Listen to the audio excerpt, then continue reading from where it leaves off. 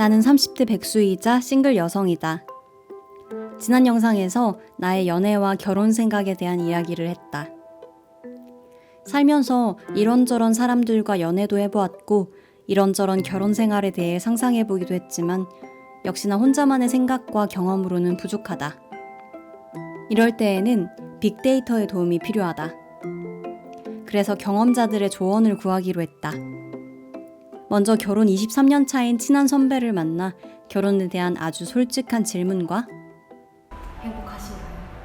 가정을 위해서 내 자신의 행복을 좀 어느 정도 희생한다고 생각을 하세요? 저는 왜 결혼을 못하고 있을까요? 많은 사람들이 노후에 불행할 수 있지 않겠냐라고 솔직한 대답을 들어보았다. 남녀 차이에 대한 얘기 자체가 요즘은 굉장히 조심스럽긴 한데 내가 생각했을 때 평균적으로 대부분 여자들은 연애 상대 남자에 있어서 조건 중에 봐야 될 거는 누군가 결혼해서 옆에 누가 있다고 안 외롭고 옆에 외로움을 달래주고 사랑하는 사람이 있어야 안 외로운 거지. 그리고 구독자님들의 결혼과 연애에 대한 생각, 고민을 듣고 대부분 상대방의 바람으로 인한 헤어짐으로 결별이 반복되다 보니 저는 그 시간, 돈, 노력을 다른 데 쓰고 싶거든요. 한비님께 삶의 동반자가 생긴다면 그때 바라시는 가장 이상적인 모습이 궁금해요. 잘 맞는 사람과 결혼 생활은 추천합니다. 같이 사는 게 혼자 사는 것보다 재밌어요. 나의 연애관과 결혼관에 대해 수다를 떨어보았다. 사회적으로 연인이라면 이런 모습이어야 돼 라는 것과 관계없이 외도에 대한 이야기를 해볼까요? 내가 아무것도 양보하지 않을 거야. 아무것도 손해보지 않을 거야. 은연중에 그런 점수를 매긴 다음에 비슷한 사람끼리 이루어진다라는 것을 긴 영상이 될 것 같으니 바로 시작해 보도록 하겠다.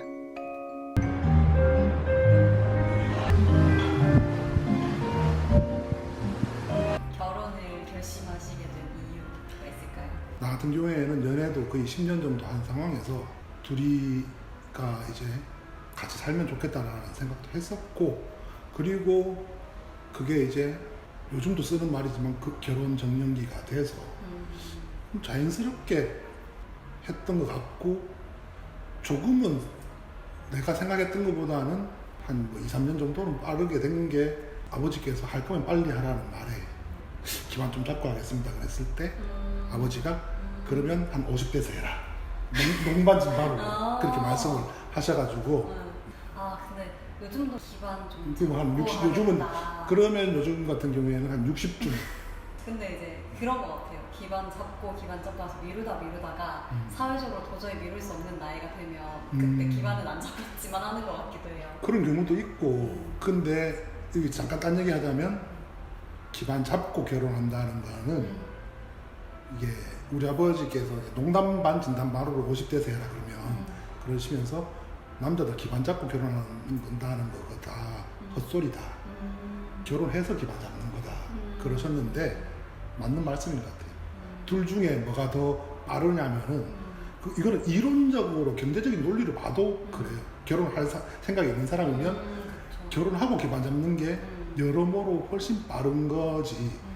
기반 잡고 결혼한다는 거는 젊은 사람들의 생각일 뿐이지 쉽지도 않고. 행복하신가요? 네. 결혼해서 행복한지를 결혼 안 한 사람들이 되게 많이 묻는데 원래 기본적으로 이제 결혼을 떠나서 행복 지수가 좀 높고 낙천적인 사람이기도 하고 결혼을 잘했다라는 생각도 하고 있고, 그리고 무엇보다 저 같은 경우에는 결혼을 안 했으면 지금 아들놈이 없었을 거기 때문에 모든 아빠들이 그렇겠지만 뭐 주변에서나 심지어 아들도 아들 바보라고 얘기를 할 정도로 아들 사실은 그냥 바보인데 그냥 바보기도 하면서 아들 바보기도 한데, 그래서 결혼해서 좋은지 안 좋은지는 그냥 결혼을 너무 잘했다고 생각하고 있는 거죠.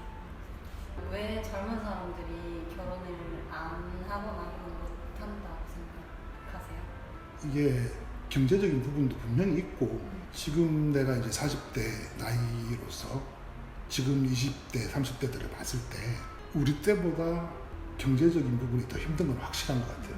우리 때는 어떻게든 됐다. 진짜 어떻게 아무런 능력 없는 친구도 음. 경제적인 부분도 되게 큰 것 같고, 그리고 사고 자체도 아까 뭐 결혼 필수 얘기했는데 우리 때는 말뿐이었고 마음속에는 그래도 결혼이라는 게 필수란 마음이 있었는데, 요즘 사고는 저만 해도 40대인 저만 해도 아들한테 결혼을 강요하고 필수로 생각하고 싶진 않거든요.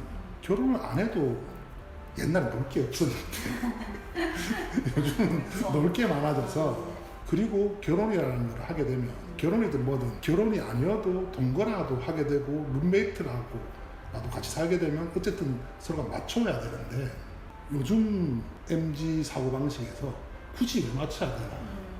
안 맞는 사람하고 안 살면 되지. 이게 더 합리적일 수도 있다고 저는 생각하거든요. 안 맞는데 굳이 맞춰서 살아야 된다? 왜? 가치관도 많이 변했고 경제적인 부분 가치관도 많이 변한 부분 때문에 결혼들을 많이 안 하는 게 아닌가.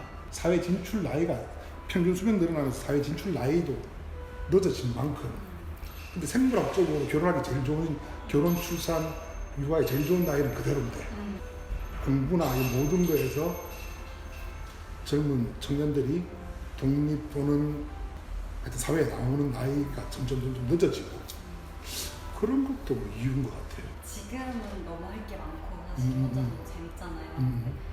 많은 사람들이 노후에 불행할 수 있지 않겠냐라고 얘기를 하는데 그 생각에 대해서 어떻게 생각하시나요? 그 비슷한 얘기를 옛날부터 많이 들었는데, 그런 걱정하는 사람 중에는 노후 늙어보지 못하고 다이할 사람도 있을 건데 오지도 않은 일을 왜 이렇게 걱정하고 살까?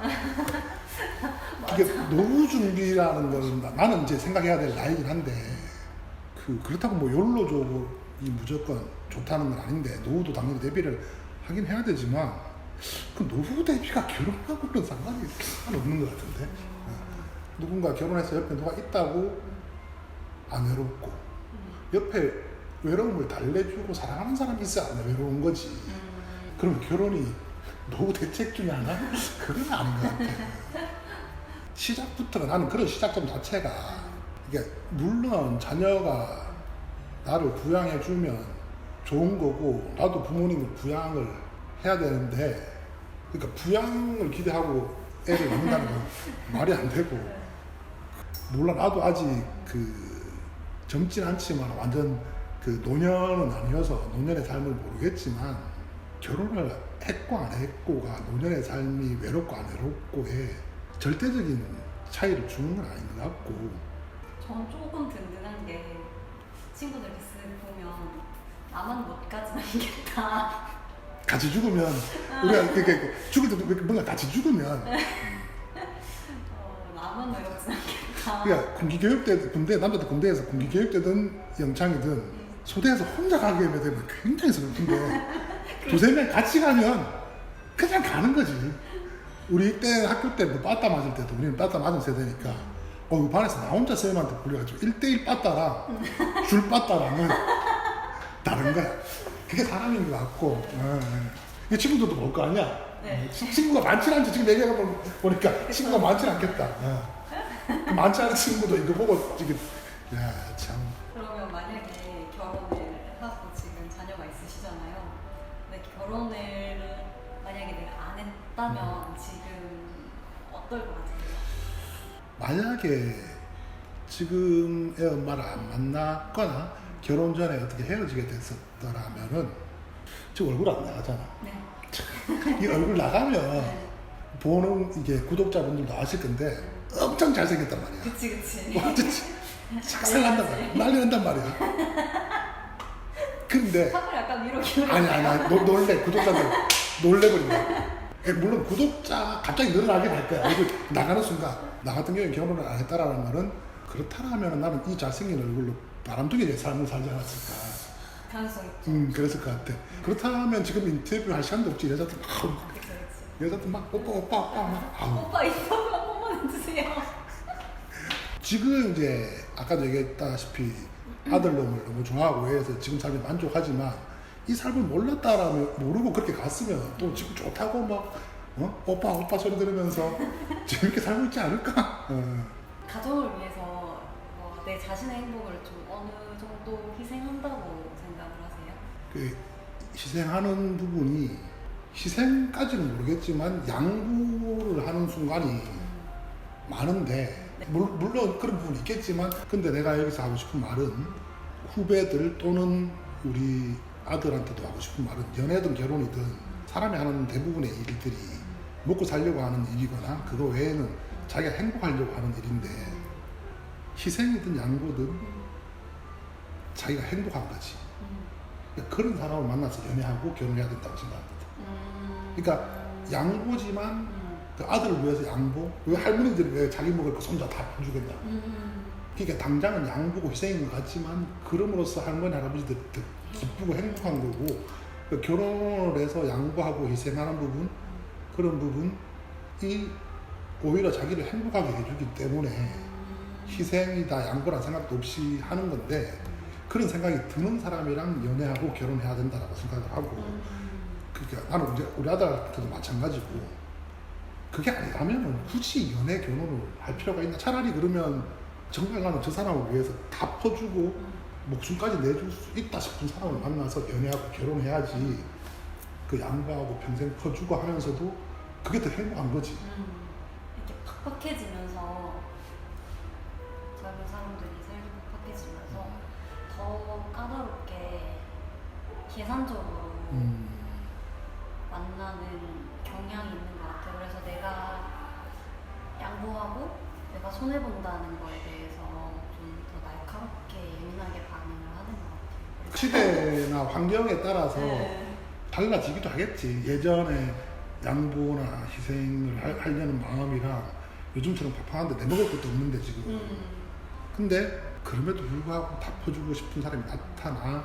이렇게 뭐 그렇게 퍼주는 게 아깝고 이렇다라면은 굳이 연애를 여자들끼리 하는 얘기가 귀여워 보이면 끝난다. 와. 귀여워 보이면 끝난다. 네. 아 괜히 잘생겼네. 귀여운 거 그랬네.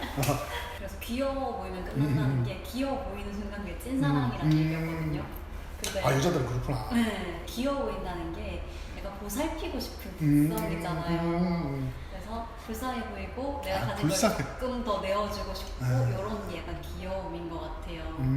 그래서 요즘은 또 새로 나온 게 짠하면 끝난 거라고. 짠하면은. 그래서 내가 더 열심히 해서 저 사람 고생을 덜 시키겠다 이런 마음이 드는 게 찐사랑이라고. 근데 그 말은 옛날부터 그랬던 말인 것 같은데 짠해 보이면 끝난다는 말은 진정한 사랑은 연민이란 말은 옛날부터 있었던 말이고 이게 또 앞에 얘기랑 또 달라져 버리는데 사람이 어쩔 수 없는 것 같은데 내가 너를 아끼는 동생으로서는 막상 너가 어떤 사람을 만났으면 좋겠냐고 그러니까 너한테 다 퍼준 남자가 나타났으면 좋겠는데 편파적이야. 편파적인 연애 상대 남자에 있어서 조건 중에 봐야 될 거는 자기 얼마나 예뻐하는지를 그러니까 남자 입장에서 같은 남자를 봐도 자기 여자 얼마나 예뻐하는지에 따라서 행동이 달라져요. 그러니까 기본적으로 자기 여자를 되게 예뻐하는 남자랑 그렇지 않은 남자랑 여자한테 하는 행동이 다를 수밖에 없어. 속담에도 마누라가 예쁘면 처갓집 말뚝에 절을 한다. 자기 마누라가 예뻐야지 처갓집도 좋은 거고 자기 마누라가 예쁜 만큼 자식도 또 좋은 거고 그리고 이 말은 좀 위험한데 자기가 기본적으로 꼰대인 거를 이해하고 들어주었으면 좋겠고 이게 남녀 차이에 대한 얘기 자체가 요즘은 그쵸. 굉장히 조심스럽긴 한데 내가 생각했을 때 평균적으로 대부분 여자들은 자기를 예뻐해주는 사람이랑 있을수록 행복한 것 같아. 그게 부모님이든 그냥 뭐 친한 친구든 아는 오빠든 동네 아저씨든 간에 자기를 많이 예뻐해주는 사람하고 있을수록 더 편하고 행복하지 않을까 그렇게 생각하는데 남친이면 더더욱 저는 왜 결혼을 못하고 있을까요? 그러니까 스스로 못하고 있다고 생각하는 거야. 네, 의지는 있는데 사람을 못 만나고 있는 건 사실 결혼 상대가 안 나타난 거잖아 지금까지. 이 사람하고 결혼하고 싶다 싶은 사람이 안 나타난 거니까. 왜 안 나타날까요? 이 새끼들 어디 갔어? 뭐하냐? 이 새끼들. 그게 근데 인연이라는 게 그렇게 따지면 사람들이 지금 또 이게 얼굴이 안 나가서 설명이 안 되겠지만 엄청 잘생긴 얼굴 내가 뭐 인물로 결혼했다고 다들 내 얼굴을 보면 대부분 그렇게 오해를 할 건데 아니에요. 아 참 똑바로 오해를 하는 거야. 이렇게 오해를 하는 거야. 아 당연히. 다들 이렇게 내가 인물 하나로 결혼했다고 많이 오해를 하는 완전. 이게 완전 그 정도 반전인가? 그렇게 오해할 수밖에 없는 건 내가 이해를 하는데 나 또한 인물로 결혼한 게 아니라 결혼이라는 게 인연이 됐으니까 결혼을 한 거지. 결혼을 안 하거나 못한 사람들이 뭔가 문제가 있거나 잘못이 있어서 결혼을 안 했다라는 그는 전혀 생각을 안 하거든. 나도 꼰대 나이지만 꼰대들이 하는 말 중에 정말 나는 참 무슨 생각으로 저런 말을 할까 싶은 것 중에 하나가 저 나이까지 장가 못 가고 있고 저 나이까지 시집 못 가고 있는 애들은 분명히 문제가 있는 거다. 그런 말 하는 네가 문제다. 그런 말을 하는 그 사람이 제일 문제 있는 거야. 아니 결혼이라는 게 그렇게 따지면 그런 말 하는 사람들 그 나이 될 때까지 뭐 10억, 20억 못 모아놓았으면 그것도 문제 아니야. 그런 말 하는 40, 50대들이 말이야. 인연이랑 타이밍이 안 맞고 뭐 인연이 안 나타나서 결혼을 안 하거나 못 하는 것이. 또 얘기했듯이 꼭 해야 된다 생각도 아니고 난 우리 아들한테도 그랬고 물론 손주를 보고 싶은 마음이 있긴 한데 강요하고 싶지도 않고 뭐 결혼 안 하고도 저희 부모님 딱 그렇게 얘기하시더라고요. 결혼 안 하는 건 찬성인데 손주를 보는 건 좀 아쉽다. 그 손주를 보고 싶은 마음이야. 부모들이 자식이 너무 예쁜데 또 그 자식이 자식을 낳으면 또 얼마나 예쁠까. 거의 까무러치거든요. 그렇지. 근데 그것 때문에 자식한테 결혼 출산을 강요할 수는 없는 거지. 엄마 친구분이 이제 아들이 장가 가서 손주를 낳았는데 또 손주 자랑 만나기만 하면 손주 자랑해서 엄마 친구들이 이제 손주 자랑 한 번 할 때마다 10,000원씩 내라 했더니 그분이 혹시 한 10만 원 선물할 수 없냐고. 선물 되거든. 어쩔 수 없어. 진짜 어쩔 수 없어. 근데 그 말은 지금 인터뷰를 떠나서 좀 안타깝네. 결혼을 못하고 있다고 스스로 생각한다는 자체가 좀 안타깝네. 근데 하고 싶은데 사전적으로 맞긴 맞네. 하고 싶은 마음이 있는데 못하고 있는. 뭐 절박하고 이렇진 않으니까. 하고 싶은 마음은 있다. 절박하면 난 그 절박하면 절대 안 된다고 생각해. 뭐든지 결혼 아니라도. 특히 결혼은 나이가 됐기 때문에 절박하다고 하는 게 절대 아니고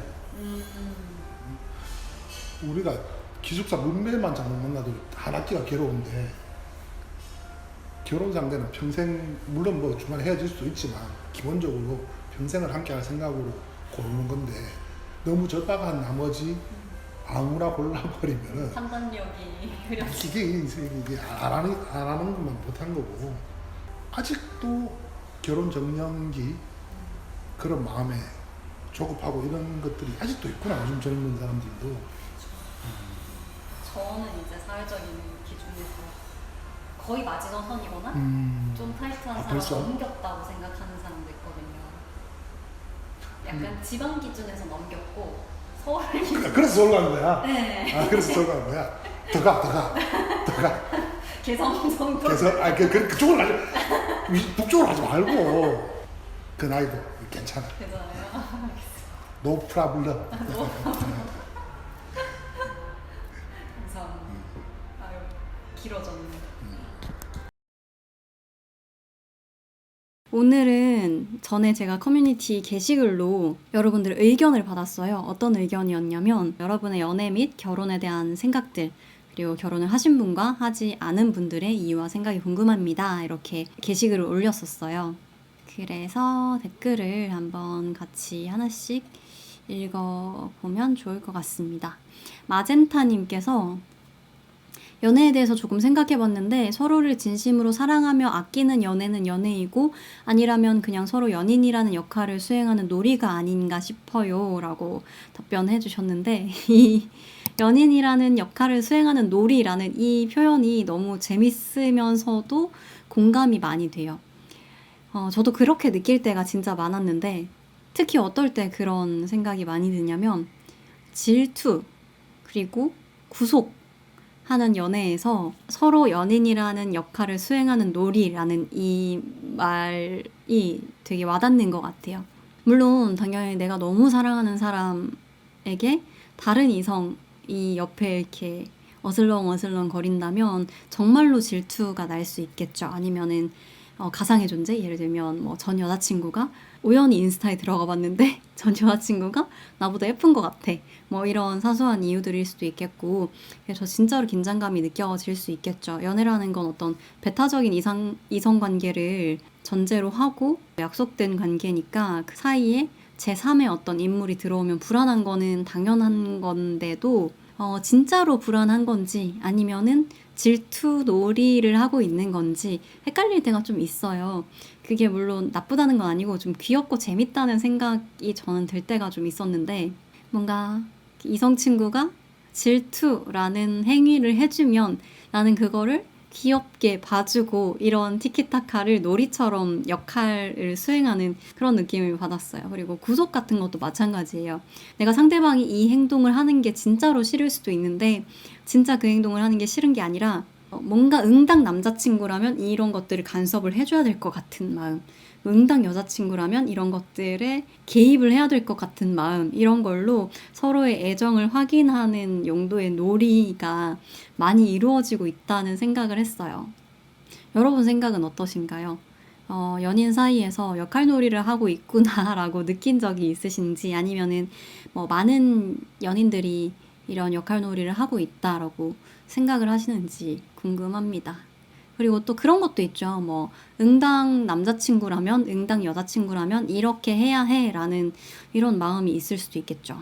그래서 뭐가 가장 중요한가를 생각했을 때 반사회적인 행동만 아니면 네가 좋고 내가 좋고를 완벽하게 합의한 어떤 행동이라면, 사회적으로 연인이라면 이런 모습이어야 돼 라는 것과 관계없이 우리 둘 사이에서 어떻게 잘 행해지면 좋을 것 같다는 생각이 들어요. 키티님께서 역할놀이인지 아닌지 헷갈리네요 라고 하시는데, 물론 100% 역할놀이만 하시는 분은 없겠죠. 어떤 일정 부분의 진짜 사랑과 일정 부분의 어떤 역할놀이가 혼재되어 있을 것이고, 또 이 역할놀이가 사랑을 조금 더 재미있게 돈독하게 만들어주는 순기능도 분명히 있다고 생각을 해요. 그래서 저는 이 역할놀이가 잘못됐다고 생각되지는 않는데, 다만 이제 우리가 진짜 뭘 원하는 것인가를 생각할 때, 고민할 때 약간 방해가 되는 요인일 수도 있겠다는 생각이 갑자기 문득 들긴 해요.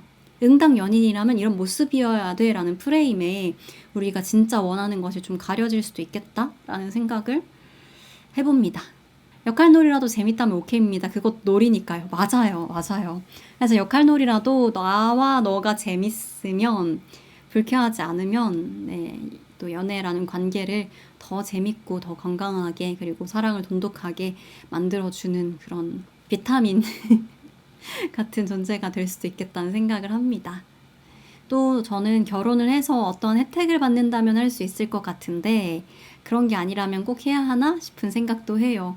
굉장히 이성적인 약간 너티야와 같은 사고방식이긴 하네요. 네. 생각보다 돈과 노력과 시간이 많이 들고 저는 그 시간, 돈, 노력을 다른 데 쓰고 싶거든요. 그쵸. 우리가 어떤 선택의 상황에 놓였을 때 내가 좋아하는 것을 취하고 싫어하는 것을 버린다고 생각하지만 사실은 아닐 때도 많거든요.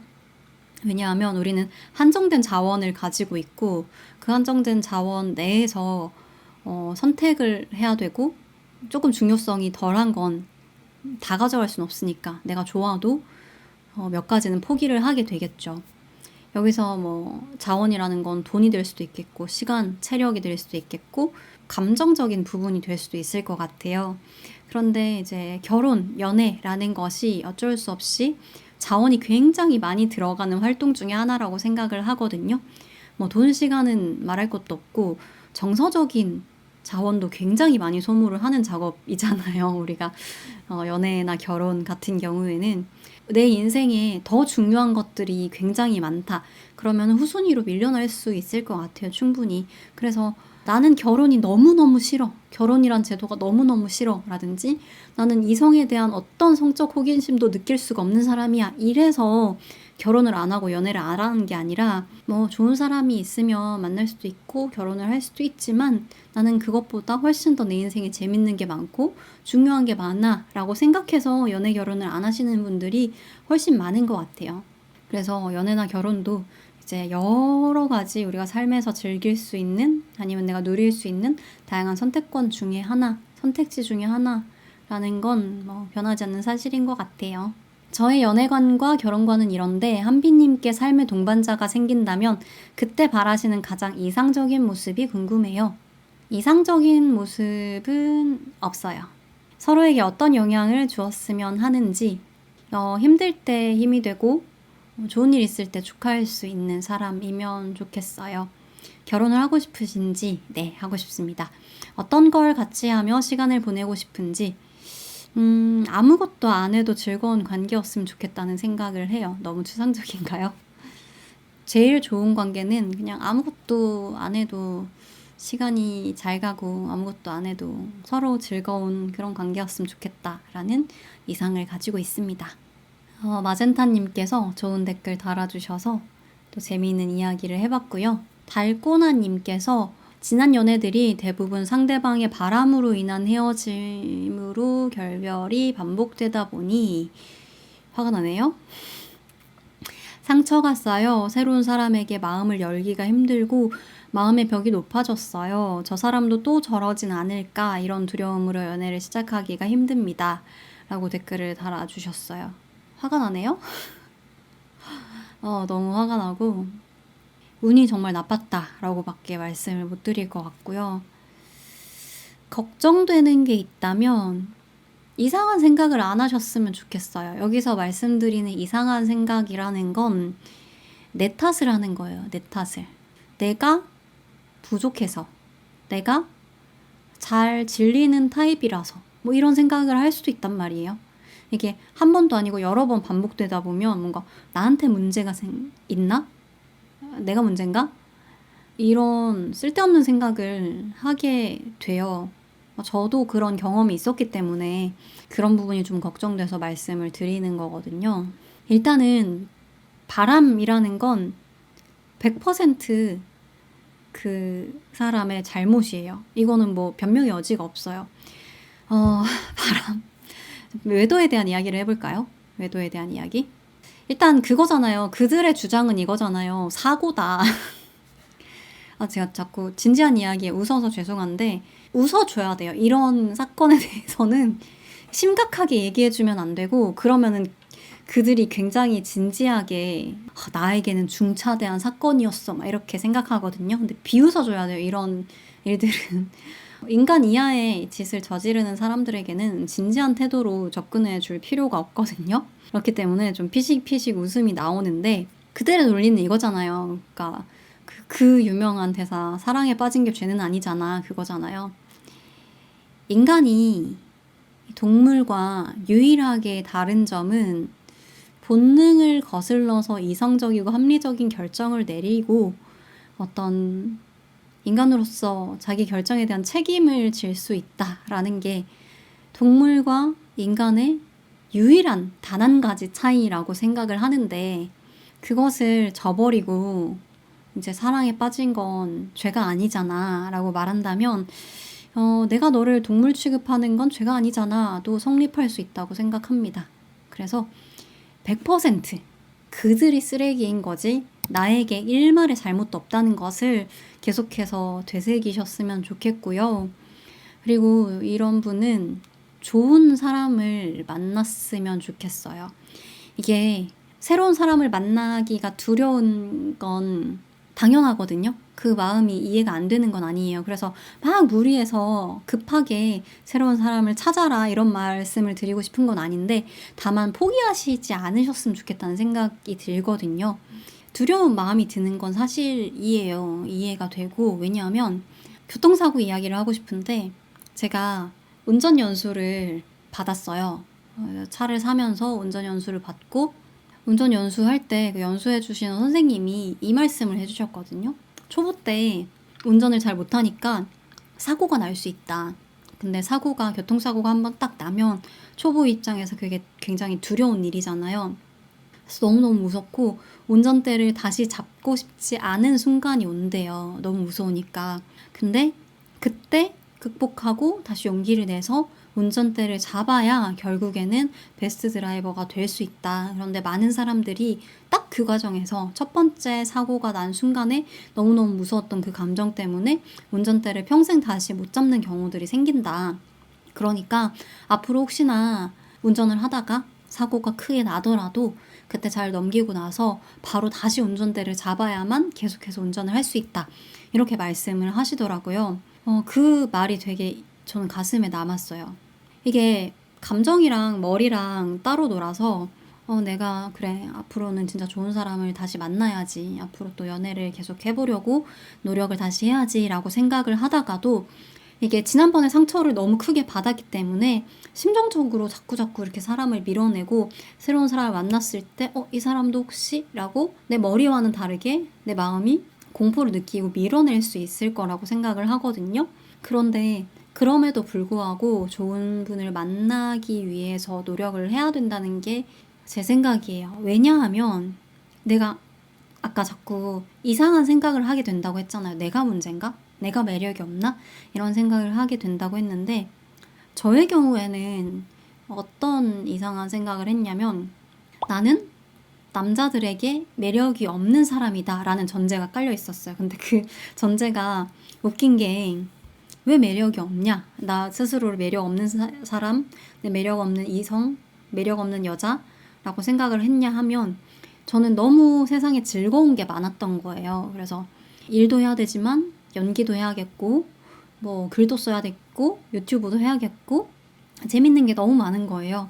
근데 어릴 때 어머니가 너 그렇게 취미가 너무 많으면 남자들이 너 별로 안 좋아한다? 이런 식으로 말씀을 하셨어요. 그리고 한두 명 정도의 남자가 오래 만났던 사람도 있고 잘 될 뻔한 사람도 있는데 그런 식으로 말을 하는 거예요. 뭐 정확한 워딩은 기억이 안 나는데 어쨌든 저의 믿음을 강화하는 듯한 행동을 했어요. 뭐 일에 집중하는 게 낫지 않겠냐, 가정에 집중하는 게 낫지 않겠냐, 뭐 취미가 너무 많아서 나한테 소홀할까봐 걱정이 된다, 그런 식으로 이야기를 했던 것 같아요. 그래서 그 믿음이 강화돼서 나는 진짜로 남자들에게 인기가 없겠구나, 나는 매력이 없을 거야 라고 생각을 했어요. 근데 정말 고마운 사람을 만나서 그 남자친구는 저한테 뭐라고 했냐면 한빈이다워서 나는 너를 좋아한다. 사실 저는 저 스스로를 나는 별나, 나는 유별나라고 생각을 하고 있었는데 너는 특별해 라고 말해주는 사람을 만났어요. 그 사람이 매일매일 똑같이 그렇게 말해주고 제가 연기를 할 때 혹은 유튜브를 할 때 여러 가지 제가 좋아하는 일들을 할 때 너무나 좋아해주고 너무나 멋있다고 해주고 한빈이다운 삶을 살아서 너무나 자랑스럽다고 이야기를 해주니까 저는 그 믿음에서 벗어난 거죠. 이런 나를 있는 그대로 좋아해주는 사람이 분명히 있구나. 그래서 그분과는 이제 인연이 끝났지만 지금도 제 인생의 가치관이 많이 바뀌었어요. 그래서 나의 그런 모습을 좋아해주는 사람이 그 사람 하나뿐이겠냐. 그런 사람을 나는 만나봤으니까 한 명 만났는데 두 명을 못 만날까? 이런 자신감이 생겨버렸어요.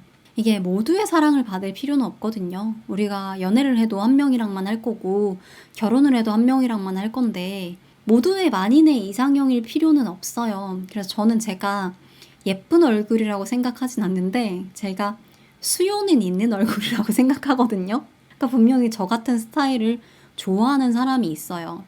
그렇기 때문에 너무 막 만인의 사랑을 받을 필요도 없고 만인에게 매력적인 사람이 될 필요도 없으니까 거기에 대해서도 자신감을 가지셨으면 좋겠고, 달꽃나님께서 이제 많은 상처를 받으셔서 지금 당장은 마음이 너무너무 힘들겠지만 그럴수록 진짜 좋은 사람을 꼭 만나셔서 이거는 내가 머리로 아니야 내 잘못이 아니야 나는 괜찮아 난 매력적인 사람이야 이렇게 계속 스스로 하는 것보다는 진짜 좋은 사람을 만나서 밑바닥까지 있는 그대로 사랑받아보는 경험을 하면 극복이 될 문제라고 생각해요. 그래서 용기를 내시면 좋겠고, 그리고 나에게는 잘못이 없다. 잘못이 있다면 그놈들이다. 나에겐 잘못이 없다. 라는 사실을 믿어주셨으면 좋겠습니다. 또 다른 댓글을 읽어볼게요. 여름귤님께서 30대 초반 늦깎이 취준생이어서 결혼은 후순위인데 사실 딱히 하고 싶지 않아요. 20대 때 해보지 못한 것들이 많기도 하고 또 하고 싶은 일들이 많아서인지 하루 24시간을 온전히 절 위한 시간으로 쓰고 싶기도 합니다. 무슨 말인지 알 것 같아요. 아까 말씀드린 것처럼 이제 한정된 자원 안에서 내가 좋아하는 일을 온전히 나 혼자서 하고 싶냐, 아니면은 이걸 사랑하는 사람과 나눠서 함께 하는데 이 시간과 자원을 쓸 것이냐 라는 선택의 기로에서 어떤 것이 더 중요하냐는 온전히 자신의 결정이 되겠죠. 하지만 부모님이나 사회적인 시선을 생각할 때 결혼을 안 하는 선택은 또 자신이 없는 것 같아요. 근데 또 결혼할 자신도 없어요. 이게 이상적으로는 내가 원하는 대로, 내 주관대로, 내 고집대로 내가 하고 싶으면 하고 안 하고 싶으면 안 하고 눈치 볼 필요 없어요 라고 말할 수 있겠지만 진짜 현실적으로 이게 쉽지가 않아요. 네가 하고 싶은 대로 하면 되지 뭐 라는 말이 굉장히 무책임하게 느껴질 때가 있긴 하거든요. 이 문제도 마찬가지예요. 사회적인 시선, 특히나 이제 제가 인터뷰 영상에서도 나오겠지만 아직까지도 그런 이야기를 하는 사람들이 많거든요. 뭐 제 영상에 달린 댓글들도 진짜 많았어요. 그 나이까지 결혼을 못했다는 건 뭔가 문제가 있는 것이다. 네, 욕을 하고 싶은데 가까스로 방금 참았고요. 아무튼 그런 이야기를 하는 사람이 아직까지도 있다 보니까 이제 사회적인 시선 같은 것도 신경을 안 쓸 수는 없는 것 같아요. 그런데 제가 하고 싶은 말은 후회라는 관점에서 봤을 때 어떤 쪽의 후회가 더 클 것이냐라는 거죠. 사회적인 시선 때문에 어떤 결정을 했을 때 만약에 그 결정이 해보니까 괜찮네. 부모님 압박에 못 이겨서 결혼을 했는데 해보니까 나름 괜찮네. 부모님 고마워요. 이렇게 결론이 난다면 참으로 다행이겠지만 그렇지 않았을 때 이제 부모님을 원망하게 되고 또 내 고집대로 하지 못했던 과거의 나를 원망하게 되고 이게 가슴이 되게 아플 것 같단 말이에요. 저는 사실 그렇게 긴 인생을 살진 않았지만 저는 어땠냐면 언제 후회를 많이 했나라고 생각을 해봤을 때 내가 하고 싶은 일을 했을 때 그게 잘 안 됐다고 해서 후회한 적은 별로 없는 것 같아요. 진짜로 기억이 안 날 정도로 후회를 한 적이 별로 없는 것 같아요. 잘못된 선택으로 뭐 몸이 크게 아팠다든지 뭐 여러 가지 부작용을 겪은 적은 있지만 내가 하고 싶어서 이거 할래 라고 했다가 잘 안 됐을 때 후회는 그리 크지 않았던 것 같은데 원래벌레 주변의 압박에 못 이겨 혹은 하고 싶은데 못한 것, 참은 것 이런 것들은 진짜 후회가 컸어요. 그래서 결국은 남들 시선 왜 신경 써요? 뭐 신경 쓰지 말고 마음대로 하세요 라고 말하는 건 무책임하지만 어떤 쪽이 후회가 클 것인가를 곰곰이 생각해 보시고 저의 생각은 내가 하고 싶은 대로 하는 쪽이 그래도 후회가 적었다 라는 이야기를 하고 싶어요. 헬리님께서 둘이 너무 잘 맞아서 결혼했어요. 5년 차인데 취미도 같고 배려하면서 말도 예쁘게 해서 싸우지도 않고요. 잘 맞는 사람과 결혼 생활은 추천합니다. 같이 사는 게 혼자 사는 것보다 재밌어요. 글을 읽을 때 행복감이 딱 느껴지는 어떤 글을 쓸 때의 감정이 느껴지는 글이 있거든요.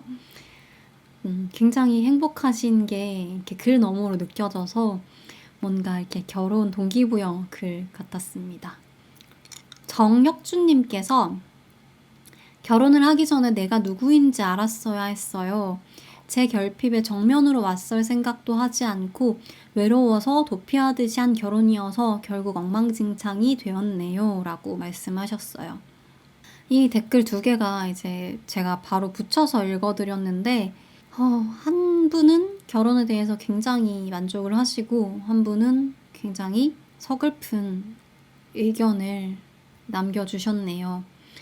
생각해 볼 게 굉장히 많은 댓글인 것 같긴 합니다. 결혼을 하기 전에 내가 누구인지 알았어야 했다. 막연히 우리가 혼자일 때보다 둘일 때가 나을 거라고 생각하는 사람이 있는 것 같아요. 그리고 우리는 뭔가 희망적으로 생각을 해야 되는데 어떤 인생의 결정적인 돌파구가 없을 때가 많거든요. 특히 나이가 들면 들수록 큰 사건이 벌어져서 내 인생이 완전히 뒤바뀌는 그런 경험을 하기가 쉽지 않아요. 예를 들어서 뭐 학생 때면 공부 열심히 해서 대학 잘 가면 뭐 좋은 인생이 펼쳐질 거야 이런 기대라도 할 수 있고, 환경이 계속 바뀌잖아요. 대학교도 가보고 취직도 해보고 새로운 사람도 만나고 뭐 이렇게 인생이 바뀌는 경험들을 여러 가지 사건들이 많이 일어나는데 어느 순간부터는 그런 사건이 발생하지 않고 인생이 굉장히 권태로워지는 순간이 올 거란 말이에요. 그러면 이제 기대를 걸어볼 수 있는 것 중에 하나가 연애와 결혼인 것 같아요. 새로운 사람을 만나면, 정말 좋은 사람을 만나면 내 인생이 달라질 수도 있을 거야. 내 인생이 행복할 수도 있을 거야. 이런 식으로요. 그런데 우리가 막연하게 그런 기대를 하기 전에 그런 기대를 한 사람이 2명이 만나면 그 괴로움이 2배가 될 거라는 생각은 잘 못하는 것 같아요. 특히나 우리가 왜 대학교 때 이렇게 자취하면서 돈이 없으니까 2명이서 같이 막 원룸 같은 데 살고 이러면은 정말 친했던 친구들이랑 같이 살면서 파국을 맞이하게 되고 아니면 막 기숙사 룸메이트랑 싸우게 되고 자취 룸메이트랑 싸우게 되고 다시는 안 볼 사이가 되고 절교하고 이런 일이 굉장히 비일비재하거든요. 일도 마찬가지예요.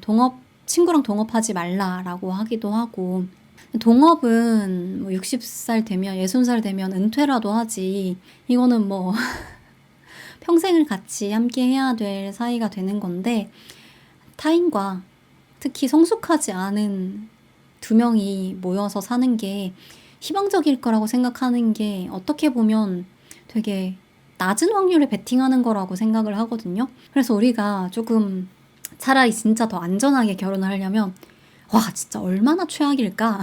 아 진짜 혼자서도 이렇게 버거운데 내가 내 자신을 스스로 잘 알지도 못하고 가끔씩 내 자신에게도 이렇게 화가 나고, 이 미성숙한 인간 하나를 키우는 것도 이렇게 고된데 미성숙한 인간 하나를 더 만나서 미성숙한 신생아를 만들고, 만약에 출산 계획이 있으시다면 이렇게 쿵짝쿵짝 살아가는 게 와 진짜 얼마나 최악일까 라는 각오를 가지고 나 스스로를 조금 더 잘 파악하고 그렇게 결혼을 해야 그나마 후회가 덜하지 않을까 생각을 합니다.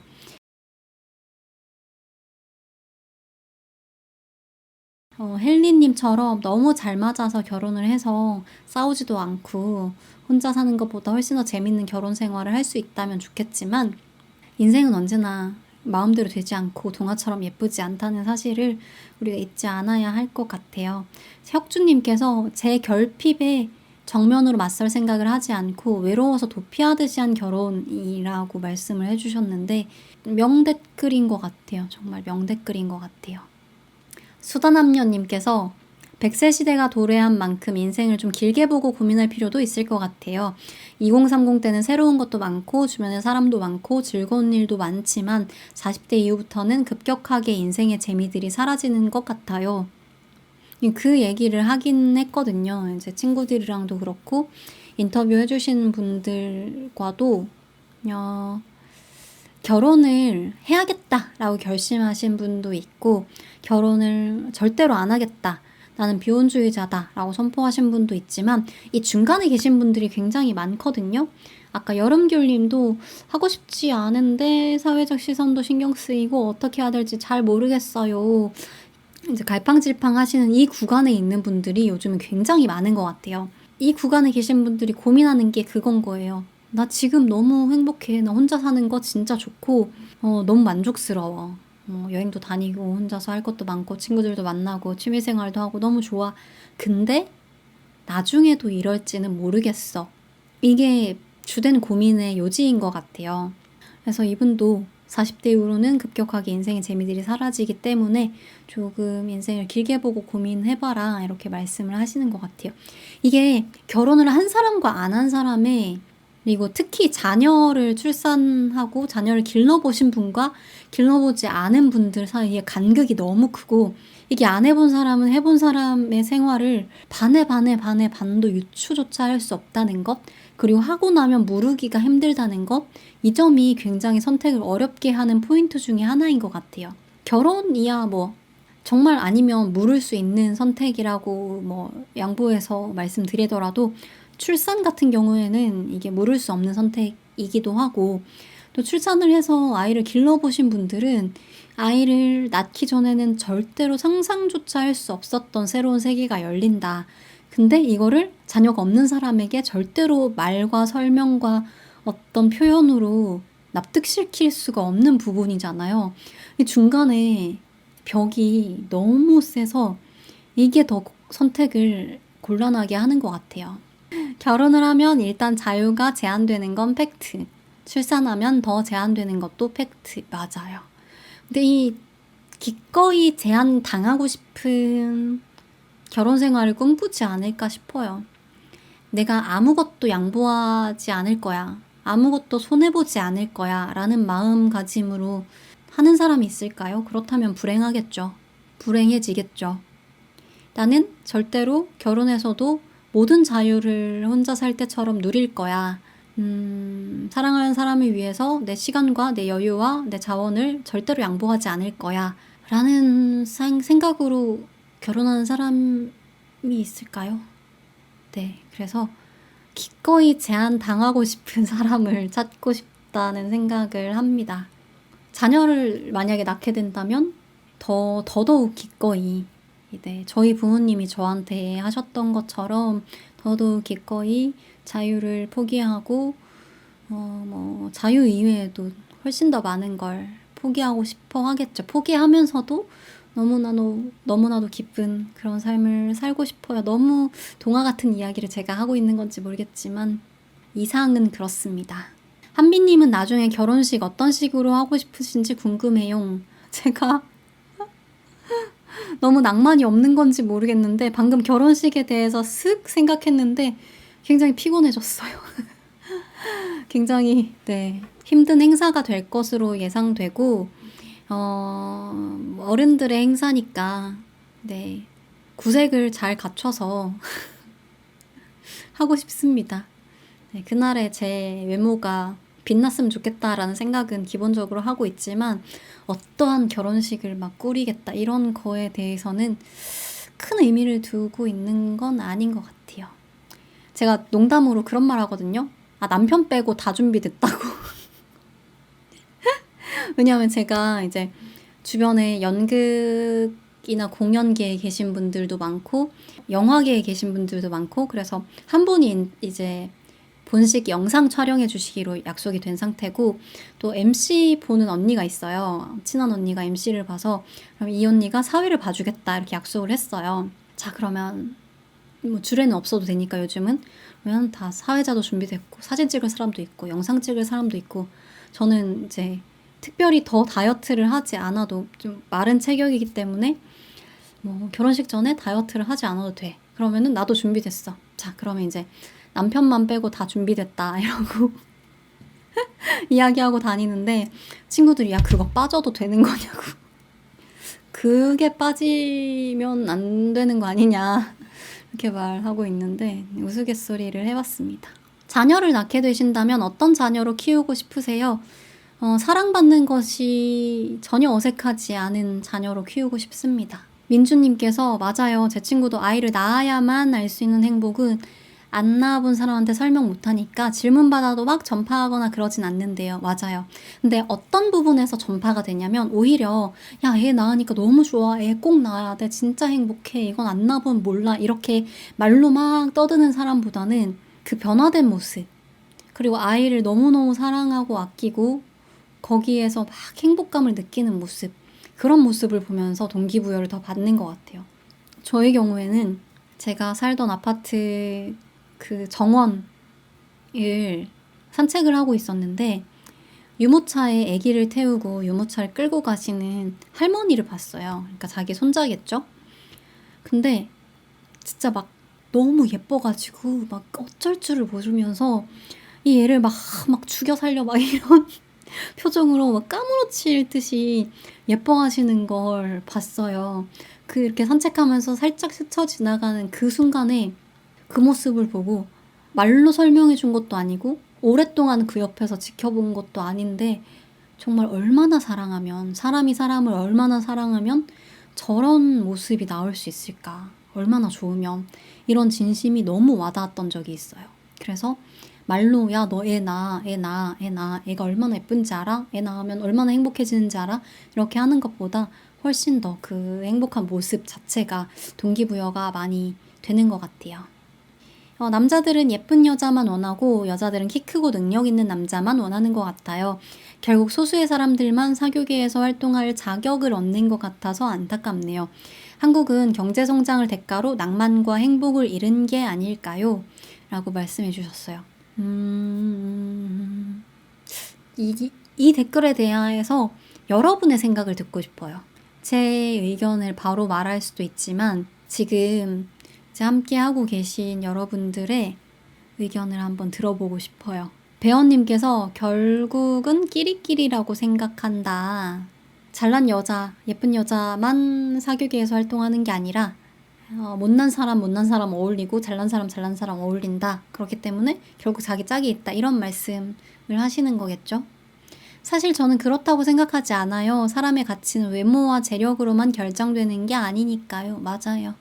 근데 끼리끼리 만나야지 행복해요.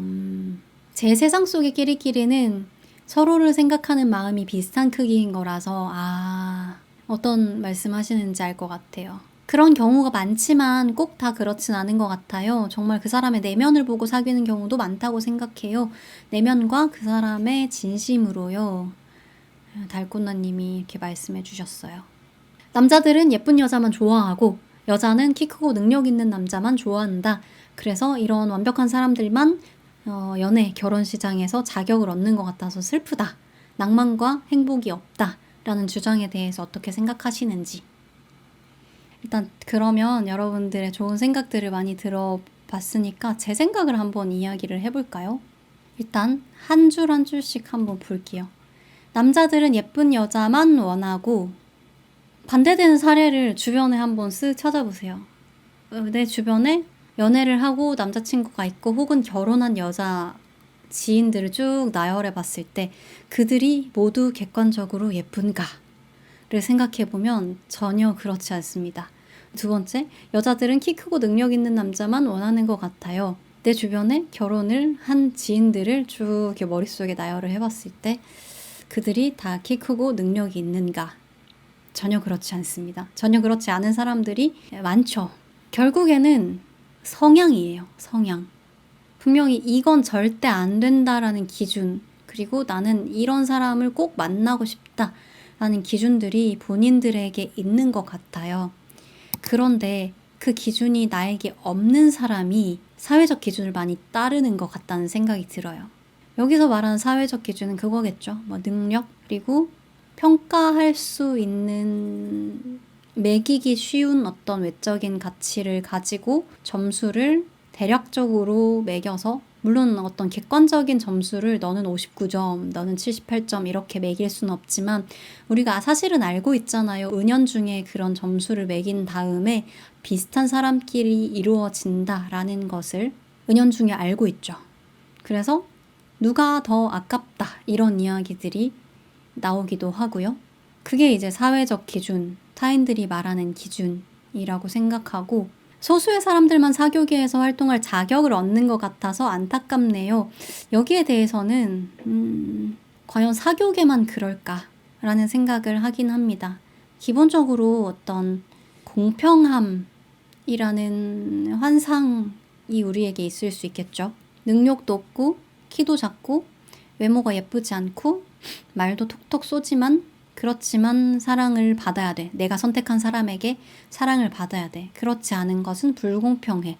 저 남자가 혹은 저 여자가 나를 좋아하지 않고 예쁘고 잘난 사람만 좋아하는 것은 불공평해. 라는 쪽으로 이제 생각이 가기 시작하면 매우 위험해요. 그러니까 다 정리하자면 예쁜 여자를 좋아하는 남자 정상. 예쁘든 안 예쁘든 상관없는 남자 정상. 키 큰 남자 좋아하는 여자 정상. 키 작은 남자가 더 좋다 정상. 키 작든 크든 상관없다. 사람만 좋으면 된다 정상. 능력 있어야 된다 정상. 능력 없어도 된다 정상. 다 모두의 취향이기 때문에 어느 누구도 거기에 대해서 간섭을 할 수는 없어요. 근데 그 취향을 비난하는 사람은 비난받아야 돼요. 예를 들어서 너는 왜 키 큰 남자만 좋아해? 너 너무 나빠 라는 태도로 접근한다면 안 된다는 거죠. 여자들은 다 돈 많은 남자만 밝히지 않아? 남자들은 다 예쁜 여자라면 다 해주지 않아? 내가 이 남자가 나한테 잘 못해줬는데 결국은 예쁜 여자가 나타나면 간도 쓸개도 다 내줄 거잖아. 이렇게 이성을 비난하는 게 문제예요. 그것 말고는 어떠한 취향도 어떠한 선택도 문제가 될 게 없다고 생각합니다. 제 의견은 그래요. 그래서 이게 낭만과 행복이 아니라 결국에는 매력 시장에서 선택을 하고 선택을 받는 거고, 그 매력이라는 포인트가 외모, 능력에 많이 치중되어 있는 건 사실이지만 그 밖에도 너무 많은 곳에 산재되어 있는 게 매력이거든요. 능력 있는 사람을 좋아한다고 해서, 예쁜 사람을 좋아한다고 해서, 몸매 좋은 여자를 좋아한다고 해서 잘못된 건 없을 것 같아요. 타인을 존중해야 존중받을 자격이 있지요. 맞아요. 그리고 이게 사람을 만나보면 이상형이라는 게 결국은 의미가 없구나라는 생각을 하게 될 때가 많지 않나요? 저는 그렇거든요. 남자친구가 생겨서 주변에서 이렇게 물어보잖아요. 너 이상형이냐고. 지금 만나는 남자친구가 너 이상형이야? 그러면은 저는 잘 모르겠어 라고 대답해요. 그러니까 잘 모르겠어 라는 대답이 서운할 수도 있죠. 이상형은 딱히 아닌 것 같다라는 대답이 될 수도 있겠지만, 그 잘 모르겠어 라는 대답 안에는 그럼에도 불구하고 내가 이 사람이 좋다는 이야기가 되는 거거든요. 그러니까 이게 내가 이 사람이 웃는 걸 보면 행복하고 이 사람이 힘들지 않았으면 좋겠고 이런 감정이 올라올 때 뭔가 그거를 이렇게 이유를 논리적으로 설명할 수 없는 때가 오거든요. 그렇지 않나요? 여러분들의 경험에도 그런 일이 생기지 않나요? 그래서 저는 이게 사고라고 표현을 하는 건데, 교통사고라고 표현을 하는 건데, 그렇게 된다고 생각합니다.